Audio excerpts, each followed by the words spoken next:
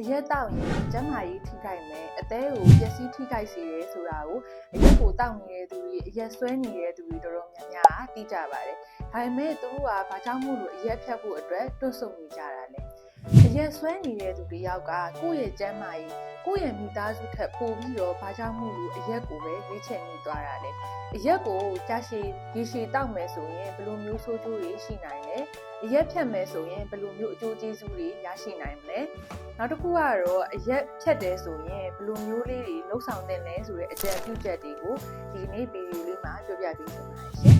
အားလုံးပဲမင်္ဂလာပါရှင် YouTube ကနေကျမရဲ့ဗီဒီယိုလေးကိုပုံမှန်တင်ဆက်ပေးနေတဲ့ဒေါက်တာလေးလေးလောင်ဝင်းရဲ့ YouTube Channel လေးကနေအားလုံးကိုကြိုဆိုလိုက်ပါတယ်ရှင်အရက်ဆွဲနေတဲ့သူတယောက်ဟာဆိုရင်အရက်နဲ့သူနဲ့ခြားထဲမှာခန္ဓာကိုယ်ပိုင်းဆိုင်ရာဒီလိုမျိုးဆက်နွယ်မှုတွေအပြင်စိတ်ပိုင်းဆိုင်ရာအုံနောက်နဲ့အရက်ရဲ့ပြောင်းလဲမှုတွေနောက်တစ်ခုကတော့စိတ်ခံစားချက်တွေပတ်ဝန်းကျင်အခြေအနေတွေသူ့ရဲ့စိတ်ခံစားမှုတွေအစရှိတဲ့အချက်တွေအားလုံးပေါင်းပြီးတော့ကြာမှဒီအရက်ဆွဲနေတဲ့ဆိုတဲ့အခြေအနေတစ်ခုကိုရောက်ရှိနေတာပဲဖြစ်ပါတယ်။ဒါကြောင့်မို့လို့အရက်ဆွဲနေတယ်ဆိုတဲ့သူတယောက်ဟာဆိုရင်ဒီရှုပ်ထွေးတဲ့ဒီလိုမျိုး condition တစ်ခုကိုရောက်ရှိနေတာပဲဖြစ်ပါတယ်။ဘာကြောင့်လဲဆိုရင်သူ့မှာဆိုရင်မိသားစုပြဿနာတွေလည်းရှိမယ်။ခန္ဓာကိုယ်ရပြောင်းလဲလာတဲ့ချိုရင်းလာတဲ့အခြေအနေတွေလည်းရှိမယ်။နောက်တစ်ခုကတော့အုံနောက်ပိုင်းဆိုင်ရာစိတ်ပိုင်းဆိုင်ရာပြောင်းလဲမှုတွေအများကြီးကိုခံစားနေရတဲ့လူတစ်ယောက်ပဲဖြစ်ပါတယ်။အရက်ဆွဲနေတဲ့သူတစ်ယောက်ကိုအရက်ကိုဘာကြောင့်တောက်တာလဲလို့မြင်မိပြီဆိုရင်ပျော်လို့တောက်တာကြိုက်လို့တောက်တာဆိုပြီးတော့တော်တော်များများကဖြေမယ်လို့ပဲပြောနေပါတယ်။ဟုတ်ပါတယ်အရက်ကိုတောက်တဲ့သူတွေကအရက်တောက်တဲ့အချိန်မှာသူခံစားနေရတဲ့စိတ်ခံစားချက်တွေတခဏတာပြေပြောက်သွားတယ်နောက်ခန္ဓာကိုယ်ကစိတ်ကနေပြီးတော့မှပျော်ရွှင်လာတယ်အစရှိတဲ့ခံစားချက်လေးကိုကြိုက်ပြီးတော့ကြာမှအရက်ကိုဆွဲသွားတဲ့သူတွေများပါတယ်ဒီလိုမျိုးအရက်တောက်လိုက်တဲ့တခဏအတွင်းမှာပျော်လာတဲ့စိတ်ဖိစီးမှုတွေခဏတာအတွင်းမှာပျောက်သွားတယ်ဆိုတာတွေကဘာကြောင့်ဖြစ်လာရတာလဲဆိုရင်တော့အရက်ကဒီလိုမျိုးအုံနောက်ကိုသွားပြီးတော့ပြောင်းလဲစီတဲ့အတွက်ကြောင့်မို့လို့ပဲဖြစ်ပါတယ်ကိုသတ်မှတ်ထားတဲ့ကိုဒီလိုမျိုးပမာဏတစ်ခုကိုအရက်ကိုတောက်လိုက်တဲ့အခါမှာပျော်လာတယ်ဆိုတဲ့အခြေအနေတစ်ခုကိုရောက်လာတာအုံနောက်ကနေပြီးတော့မှဒိုပါမင်းဆိုတဲ့ happy hormone ကိုထုတ်လွှတ်တဲ့အချိန်ကြီးပဲဖြစ်ပါတယ်အဲ့လိုမျိုး happy hormone ထွက်လာတဲ့အတွက်ကြောင့်မလို့ပဲအဲ့ခဏတာအတွင်းမှာလူတွေကပျော်လာတယ်စကားတွေတွက်လာတယ်စိတ်ဖိစီးမှုတွေပျောက်လာတယ်ဆိုတာလေးကိုခံစားရတာပဲဖြစ်ပါတယ်ဒါကြောင့်မို့လို့ကို့မှာစိတ်ခံစားချက်နဲ့ပတ်သက်ပြီးတော့ပြဿနာတစ်ခုခုရှိနေတယ်စိတ်ဖိစီးမှုတွေများနေတယ်နောက်ဘဝကြီးမှာမပျော်တော့ဘဝအခက်အခဲကြီးများနေတယ်အဲ့လိုမျိုးအခြေအနေတွေနဲ့ကြုံတွေ့နေရတဲ့သူတော်တော်များများဟာဆိုရင်ဒီလိုမျိုးအရက်ဆွဲဖို့အတွက်အခွင့်အရေးတွေများပါတယ်ဒါပေမဲ့အရက်ကခုနလိုမျိုးခံစားနေရတဲ့စိတ်ခံစားချက်တွေကိုခဏပဲပျောက်သွားစေပြီးတော့ရေရှည်မှာဆိုရင်တော့ပိုပြီးတော့ဆိုးကျိုးတွေကိုပဲဖြစ်စေပါတယ်ခုနကကိုယ့်ရဲ့ဒီလိုမျိုးခံစားနေရတဲ့စိတ်ခံစားချက်တွေနောက်ဒီစိတ်ပိုင်းဆိုင်ရာနဲ့ပတ်သက်ပြီးတော့ဘဝအခက်အခဲကြီးအဲ့လိုမျိုးအချက်တွေရလဲအရက်ကိုဆွဲဖို့အတွက်သွားပြီးတော့ခေါ်သွားတဲ့လူမျိုးပဲတခြားပြဿနာတစ်ခုကတော့ဒီပတ်ဝန်းကျင်ကဆွဲခေါ်တဲ့ပြဿနာပဲဖြစ်ပါတယ်လူမျိုးလဲဆိုရင်တော့ကိုယ့်ရဲ့မိသားစုတွေအပေါင်းအသင်းတွေကအရက်တောက်တဲ့ပုံမှန်လဲအရက်ဆိုင်ကိုသွားတဲ့အကျင့်ရှိရဲဆိုရင်လည်းကိုကတောက်ဖြစ်ဖို့ပို့ပြီးတော့များပါတယ်ဒါအပြင်ကိုယ့်ရဲ့နိုင်ငံမှာအရက်ကိုဈေးပေါပေါနဲ့ရနေတယ်ဆိုရင်လည်းအရက်တောက်ဖို့အတွက်ပို့ပြီးတော့များပါတယ်အခုပြောခဲ့တာကတော့အရက်ဘာကြောင့်ဆွဲသွားတာလဲဆိုတာကိုဒီပုံကအားဖြင့်အချက်၃ချက်နဲ့ပြောသွားတာပဲဖြစ်ပါတယ်ဒီအုံနောက်အပေါ်ကိုအရက်ကဘယ်လိုမျိုးတက်ရောက်တာလဲနောက်ကိုယ့်ရဲ့စိတ်ခံစားချက်ကဘယ်လိုမျိုးရှိနေရလဲပတ်ဝန်းကျင်ကကိုယ့်ပေါ်မှာဘယ်လိုမျိုးလက်ခံနိုင်လဲဆိုတဲ့အကြောင်းလေးကို၃ချက်နဲ့ရှင်းပြသွားတာပဲဖြစ်ပါတယ်အရက်ကိုရေရှည်တောက်နေတဲ့သူတွေအရက်ဆွဲနေတဲ့သူတွေကရေရှည်မှာဘယ်လိုမျိုးကျန်းမာရေးထိခိုက်မှုတွေရှိမလဲဆိုတာကိုဒီခန္ဓာကိုယ်တစ်ခုလုံးအရာဘယ်လိုမျိုးဖြစ်နိုင်လဲဆိုတာလေးကိုပြောပြပေးချင်ပါတယ်ပထမဆုံးထိခိုက်တာကတော့လူတွေတော်တော်များများလည်းသိတဲ့အတိုင်းပဲအသေးကိုထိခိုက်တာပဲဖြစ်ပါတယ်အသေးကိုထိခိုက်တဲ့အခါမှာဘယ်လိုမျိုးထိခိုက်တာလဲဆိုရင်တော့အသေးရောင်တယ်အသေးစီဖုံးတယ်နောက်အသေးခြောက်တယ်နောက်ဆုံးအသေးကင်ဆာအထိကိုဖြစ်နိုင်ပါတယ် ဒီအသက်နဲ့ပတ်သက်ပြီးတော့ယောဂတွေဖြစ်လာပြီဆိုရင်တော့လူတွေတော်တော်များများကအသက်စပြီးတော့ယောဂဖြစ်နေပြီဆိုတဲ့အခြေအနေမှာဘာယောဂလက္ခဏာမှမပြတာမျိုးတွေဖြစ်တတ်ပါတယ်ဘယ်လိုမျိုးအခြေအနေမှာဆေးရုံဆေးခန်းကိုရောက်လာတာလဲဆိုရင်တော့အသက်ရဲ့အခြေအနေတော်တော်ကြီးကိုဆိုးရွားနေပြီဆိုတဲ့အခြေအနေမျိုးကြမှာပဲယောဂလက္ခဏာတွေပြပြီးတော့ဆေးရုံကိုရောက်လာတာတွေရှိပါတယ်ဒါကြောင့်မို့လို့လူတွေတော်တော်များများဟာဆိုရင်ဆေးရုံကိုရောက်တဲ့အခါမှာဆိုသူတို့ရဲ့ကျန်းမာရေးကအသက်နဲ့ပတ်သက်ပြီးတော့ပဲဖြစ်ဖြစ်ဒီကိုယ်လုံးမှာရှိတဲ့ကျန်းမာရေးတွေကတော်တော်ကြီးကိုဆိုးရွားနေတဲ့အခြေအနေတွေဖြစ်တဲ့အတွက်ကြောင့်မို့လို့တော်တော်များများအနေနဲ့ဒီယောဂလက္ခဏာတက်တာအောင်ပဲလုပ်လို့ရတော့တယ်သူတို့ရဲ့အသက်အနေကတော့တိတ်ပြီးတော့မခံတော့ဘူးဘယ်နှစ်ပဲခံတော့မယ်ဆိုတဲ့အခြေအနေရောက်မှပဲဆေးရုံကိုရောက်လာတာကြီးများပါတယ်ရှင်။အုံနောက်နဲ့ပတ်သက်ပြီးတော့လည်းအာရုံစူးစိုက်လို့မရ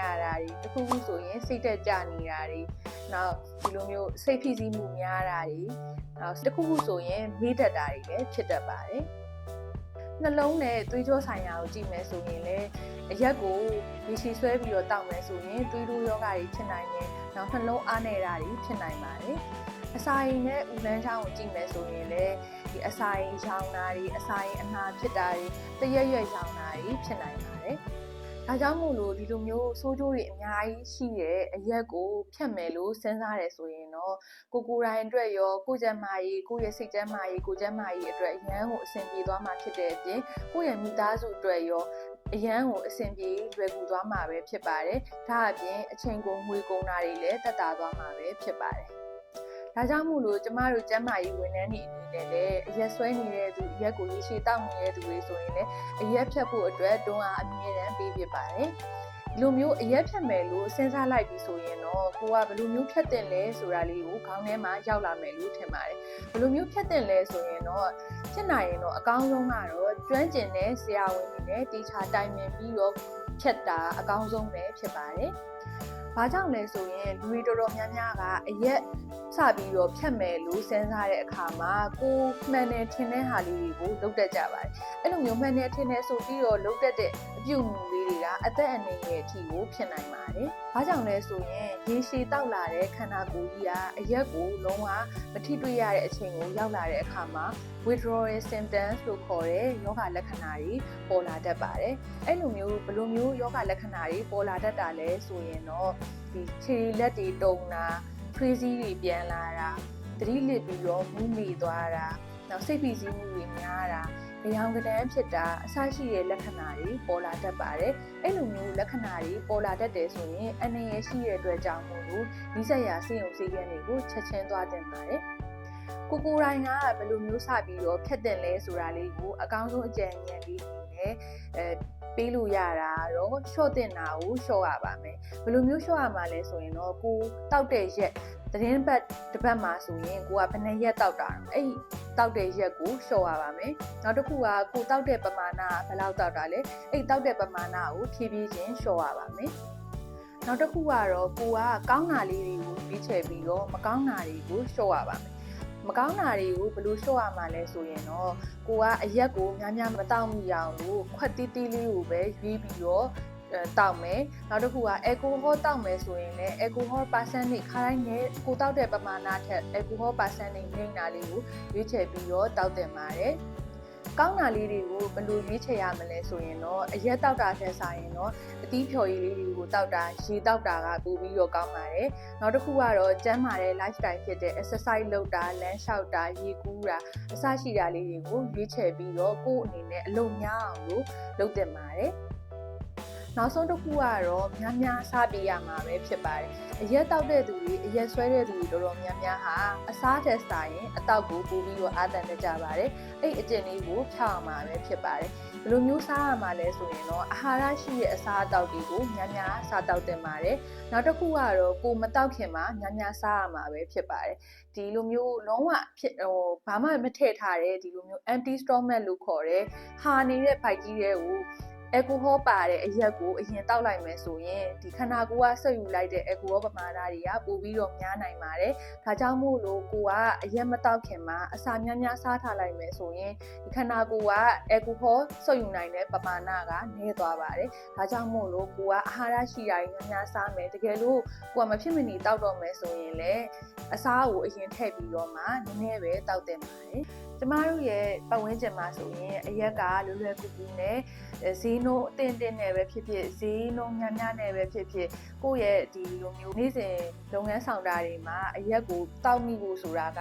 အရန်ကိုလွယ်ကူတဲ့ခက်ထဲကိုရောက်ရှိနေတာပဲဖြစ်ပါတယ်။ဒါကြောင့်မို့လို့အရက်ကိုပုံမှန်တောက်နေတဲ့သူတွေဆွဲပြီးတော့တောက်နေတဲ့သူတွေကလည်းအရက်ကိုချက်ချင်းကြီးဖြတ်ဖို့ဆိုတာကကိုယ့်အတွက်ခက်ခဲနေမယ်ဆိုတာကိုကျမအနေနဲ့နားလည်ပါတယ်။အဲ့လိုမျိုးအခက်ခဲရှိတဲ့အရက်ဆွဲနေတာကိုယ့်အတွက်အဆင်မပြေတော့ဘူးဆိုရင်တော့လုံးဝကိုယ့်ရဲ့စိတ်ကိုပိုင်းဖြတ်ထားတယ်ဆိုရင်တော့လုံးဝကိုပြတ်နိုင်တဲ့အခြေအနေပဲဖြစ်ပါတယ်ဒါကြောင့်မို့လို့ကိုယ့်စိတ်ကဆုံးဖြတ်ပြီးအရက်ဖြတ်မယ်လို့ဆုံးဖြတ်ပြီးဆိုရင်တော့အားလုံးပဲစူးစမ်းပြီးတော့ဖြတ်ဖို့အတွက်တိုက်တွန်းချင်ပါတယ်အားလုံးလည်းအောင်မြင်မြင်ဖြတ်နိုင်မယ်လို့မျှော်လင့်မိပါတယ်